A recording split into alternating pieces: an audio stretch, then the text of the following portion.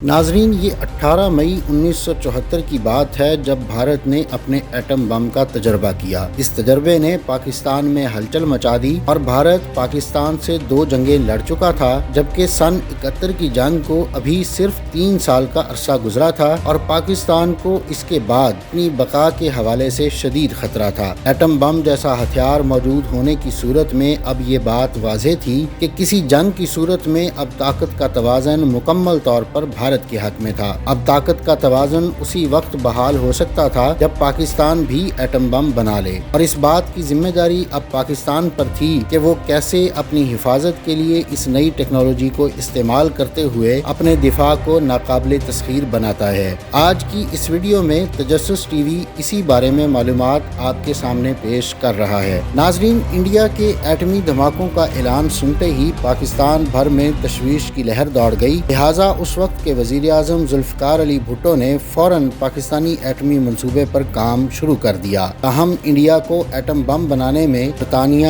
امریکہ اور کینیڈا کا تعاون حاصل تھا۔ انڈین سائنسدانوں اور انجینئرز نے برطانوی اور امریکی یونیورسٹیوں میں تعلیم پائی تھی اور وہاں ایٹمی ری ایکٹروں میں کام بھی کرتے رہے تھے۔ 1954 میں کینیڈا نے بھارت کو ہیوی واٹر بریڈر ری ایکٹر سیریس فراہم کر دیا تھا، جو بمبئی میں لگایا گیا تھا۔ یہ ری ایکٹر 40 میگا واٹ بجلی پیدا کرتا تھا اور اس میں یورینیم 238 بطور ایندھن استعمال ہوتا تھا۔ ری ایکٹر میں استعمال کے بعد یورینیم کی اس قسم سے ری پروسیسنگ پلانٹ میں پلوٹونیم بنایا جاتا تھا۔ ناظرین، ایٹم بم صرف پلوٹونیم یا انریچڈ یورینیم 235 سے بنتا ہے۔ یورینیم بہت بھاری اور نایاب دھات ہے اور مائننگ سے جتنی یورینیم ملتی ہے اس کا صرف 1% حصہ قابل استعمال ہوتا ہے، جسے یورینیم آکسائڈ کہتے ہیں۔ یہ یلو کیک بھی کہلاتا ہے۔ اس میں 3 آئسوٹوپ ہوتے ہیں، یعنی 238، 235 اور 234۔ یعنی یورینیم 235 واحد ایٹمی فیول ہے جو پھٹ کر زبردست توانائی پیدا کرتا ہے۔ یورینیم 238 یہ صلاحیت نہیں رکھتا، مگر جب پلوٹونیم میں بدل جائے اب وہ بھی ایٹمی فیول بن جاتا ہے۔ دلچسپ بات یہ ہے کہ 1938 میں جرمن سائنسدانوں نے دریافت کیا تھا کہ یورینیم سے وسیع پیمانے پر تباہی پھیلانے والا ایک بم یعنی ایٹم بم بن سکتا ہے۔ اس دریافت کے بعد ہٹلر کی حکومت نے ایٹم بم کی تیاری شروع بھی کر دی، مگر وہ یہ بم نہ بنا سکا۔ البتہ اٹلی، آسٹریلیا اور ہنگری کے سائنسدانوں کی مدد سے امریکہ ایٹم بم بنانے میں کامیاب رہا۔ ایٹم بم کا میٹیریل حاصل کرنے کے 2 بنیادی طریقے ہیں، پہلا گیس سینٹریفیوج اور دوسرا بریڈر ری ایکٹر۔ گیس سینٹریفیوج طریقہ کار میں یورینیم آکسائڈ سے یورینیم 235 کو الگ کیا جاتا ہے اور پھر یہ یورینیم 235 ایٹم بم بنانے میں کام آتا ہے۔ ماضی میں کم از کم 50 کلو یورینیم 235 سے ایک ایٹم بم بنتا تھا۔ اب جدید ٹیکنالوجی کی مدد سے 15 تا 20 کلو یورینیم 235 کے ذریعے بھی ایٹم بم بنایا جا سکتا ہے۔ ایٹمی ری ایکٹر وہ بہت بڑا آلہ ہے جس میں یورینیم سے توانائی حاصل کی جاتی ہے۔ ایٹمی بجلی گھر میں یہی ری ایکٹر نصب ہوتے ہیں۔ ری ایکٹر کی ایک قسم بریڈر ری ایکٹر کہلاتی ہے۔ اس کی خاصیت یہ ہے کہ اس میں قدرتی یورینیم یعنی یلو کیک کو بھی بطور ایندھن جلانا ممکن ہے۔ یورینیم 235 سے توانائی پیدا کی جاتی ہے۔ بریڈر ری ایکٹر میں جو قدرتی یورینیم استعمال ہو جاتی ہے اسے ایک ری پروسیسنگ پلانٹ میں پہنچایا جاتا ہے اور وہاں ماہرین بذریعہ ٹیکنالوجی قدرتی یورینیم میں موجود یورینیم 238 کو پلوٹونیم میں بدل دیتے ہیں۔ امریکہ پہلا ملک ہے جس نے یورینیم 235 اور پلوٹونیم دونوں سے ایٹم بم بنائے، اور انہی ایٹم بموں نے جاپانی شہروں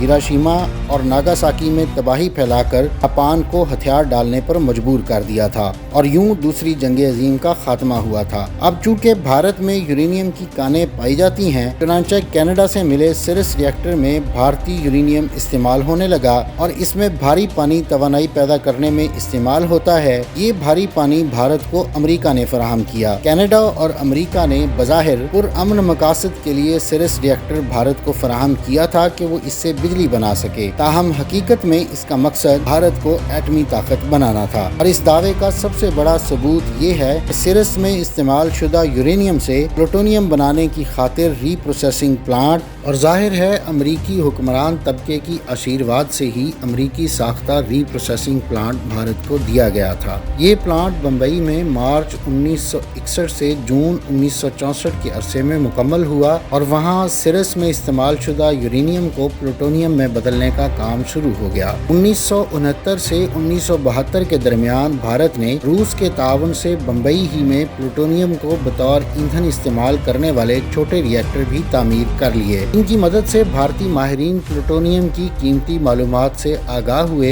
اور سب سے بڑھ کر انہوں نے یہ جانا کہ پلوٹونیم سے ایٹم بم کیسے بنایا جا سکتا ہے۔ چنانچہ 28 مئی 1974 کو بھارت نے جو پہلا ایٹم بم چلایا وہ پلوٹونیم کا ہی تھا، مگر پاکستان میں جب ایٹم بم بنانے پر کام شروع ہوا تو اگرچہ یہاں بھی یورینیم تو موجود تھا مگر ایٹم بم بنانے کے لیے جس ٹیکنالوجی کی ضرورت تھی وہ موجود نہیں تھی۔ تاہم 1965 میں امریکہ نے پاکستان کو بھی ایک چھوٹا ری ایکٹر فراہم کیا تھا مگر اس میں انریچڈ یورینیم بطور ایندھن استعمال ہوتا تھا اور یہ ری ایکٹر اسلام آباد میں لگایا گیا۔ حقیقت یہ ہے کہ 1956 سے 1971 تک پاکستانی حکمران طبقے اور ایٹمی منصوبے سے منسلک ماہرین کا مقصد یہی تھا کہ ایٹمی بجلی گھر تعمیر کر کے ملک میں سستی بجلی پیدا کی جائے۔ اس لیے پاکستان کے مختلف علاقوں میں یورینیم کی کانیں بھی تلاش کی گئیں۔ 1963 میں معلوم ہوا کہ ضلع ڈیرہ غازی خان میں ایسی کانیں موجود ہیں، لہٰذا اسی سال ان سے یورینیم نکالا جانے لگا۔ حکومت پاکستان اور پاکستانی ماہرین کی کوششوں سے آخر کینیڈا نے بھارت کی طرح پاکستان کو بھی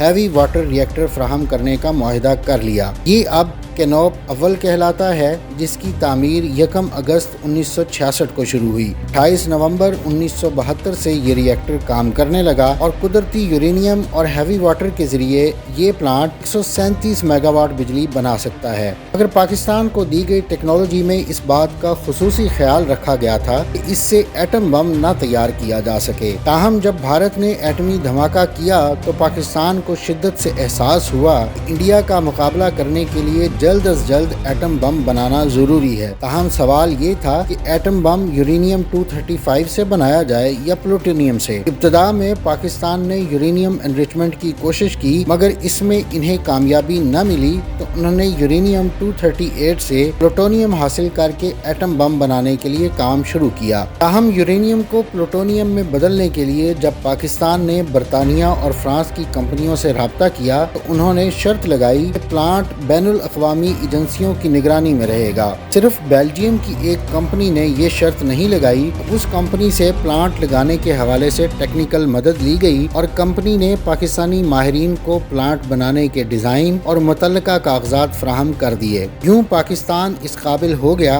پلوٹونیم پروسیسنگ پلانٹ بنا اور چلا سکے۔ اس پلانٹ میں ماہرین ایک سال میں 10 سے 20 کلو پلوٹونیم تیار کر سکتے تھے جو 2 ایٹم بم بنانے کے لیے کافی تھی۔ تاہم اس وقت پاکستان کے پاس ایسا کوئی بریڈر ری ایکٹر نہیں تھا کہ وہاں استعمال شدہ یورینیم ری پروسیس ہوتا۔ تاہم آخر کار 1980 میں پلانٹ کی تعمیر کا آغاز ہوا اور یہ 1982 میں مکمل ہوا۔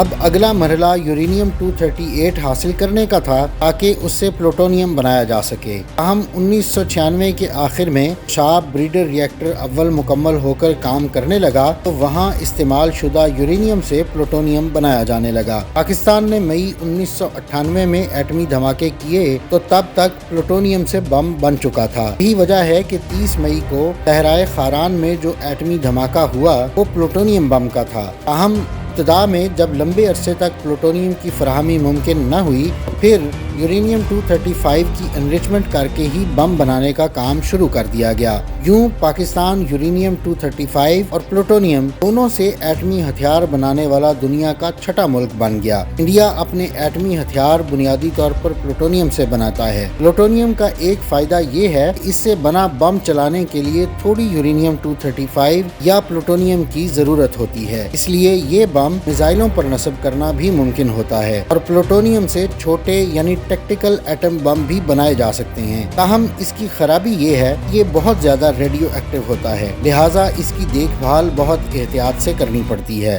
یورینیم 235 اس کے مقابلے میں कहीं कहीं कम रेडियो एक्टिव होता है। ताहम 1974 में जब पाकिस्तानी हुकूमत जल्द अज जल्द एटम बम बनाना चाहती थी, मगर उसमें टेक्निकल रुकावट आ रही थी कि हमारे पास यूरेनियम एनरिचमेंट की टेक्नोलॉजी नहीं थी और प्लूटोनियम या एनरिच्ड यूरेनियम हमें दुनिया से कहीं मिल नहीं रहा था। तो तब जिस शख्सियत ने आकर ये मुश्किल काम सरंजाम दिया था, उसका नाम डॉक्टर अब्दुल कदीर खान था। उन्होंने इब्तदाई तालीम कराची यूनिवर्सिटी से हासिल की और उसके बाद जर्मनी आला तालीम हासिल करने चले गए। डॉक्टर साहब यूरेनियम 235 की तैयारी का तजर्बा रखते थे और गैस सेंट्रीफ्यूज रिएक्टर पर काम कर चुके थे। गैस सेंट्रीफ्यूज प्लांट तैयार करना बहुत मुश्किल और पेचीदा अमल है। इसे सिर्फ वही माहिरीन तैयार कर सकते हैं तो इस टेक्नोलॉजी का तजर्बा, जहानत और मेहनत की लगन रखते हों। और अब तक इस तरीका कार के जरिए एटम बम बनाने की खातिर यूरेनियम 235 हासिल भी नहीं किया गया था। इससे हासिल किया गया यूरेनियम 235 सिर्फ इस काबिल होता था उसको एटमी बिजली घरों में बतौर ईंधन इस्तेमाल किया जा सके, उससे एटम बम नहीं बनाया जा सकता था। हम इस मुश्किल काम को करने की जिम्मेदारी और भुट्टो को एक खत लिखकर बताया, पाकिस्तान प्लूटोनियम की बजाय एनरिच्ड यूरेनियम 235 से जल्द एटम बम बना सकता है। वज़ीर आज़म के हुक्म पर मुनीर अहमद खान ने सुल्तान बशीरुद्दीन को ये काम सौंपा।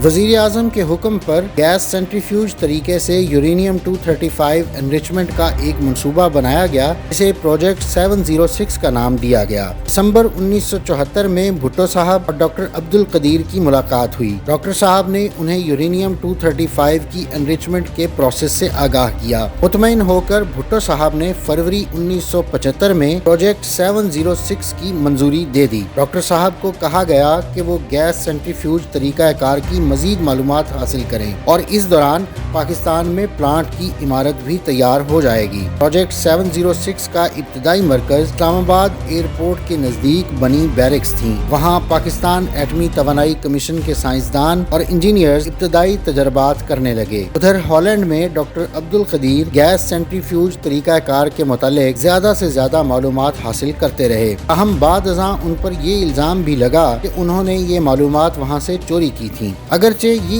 एक बेबुनियाद इल्जाम था क्योंकि अमेरिका ने भी जर्मन साइंसदानों से मालूमात चुरा कर एटम बम बनाया। इसी तरह इसराइली साइंसदान भी चोर ठहरते हैं कि उन्होंने अमेरिकी एटम बम की दस्तावेजात देख कर ही अपने एटमी हथियार तैयार किए। प्रोजेक्ट 706 में शामिल कोई भी पाकिस्तानी माहिर गैस सेंट्रीफ्यूज तरीका कार का अमली तजर्बा नहीं रखता था। इस वजह से प्रोजेक्ट का काम सुस्त रफ्तार था। अहम अप्रैल 1976 में डॉक्टर अब्दुल कदीर पाकिस्तान आए तो न सिर्फ इस प्रोजेक्ट पर काम की रफ्तार बेहतर हुई बल्कि कहूटा और वाह में नई लेबॉर्ट्रियां भी तामीर हुई। लेबॉर्ट्रियों की तामीर के बाद अब मशीनरी वहां नस्ब करना थी। बुनियादी पुर्जाजात तो मकामी इंजीनियरों से तैयार करा लिए गए और जदीद नोयत की मशीनरी यूरोपीय कंपनियों से खरीदी गई और इस खरीदारी में डॉक्टर अब्दुल कदीर का तजर्बा बहुत काम आया। दरअसल यूरोपीय ममालिक ने अपनी कंपनियों पर पाबंदी लगा रखी थी कि वो कोई ऐसा पुर्जा या मशीन बैरून मुल्क फरोख्त नहीं कर सकते जो एटमी प्रोग्राम में इस्तेमाल हो सके, मगर गैस सेंट्रीफ्यूज तरीका कार में इस्तेमाल होने वाली मशीनरी मेडिकल और इंडस्ट्री में भी इस्तेमाल होती थी। मतलूबा मशीनरी का हर पुर्जा मुख्तलिफ कंपनी से खरीदा गया ताकि किसी को ये शक न हो कि पाकिस्तान उसे एटमी प्रोग्राम के लिए खरीद रहा है। जब सभी पुर्जे आ गए तो उन्हें असेंबल करके प्लांट तैयार किया गया। एटमी मंसूबे को खुफिया रखने के लिए हर मुमकिन कदम उठाया गया।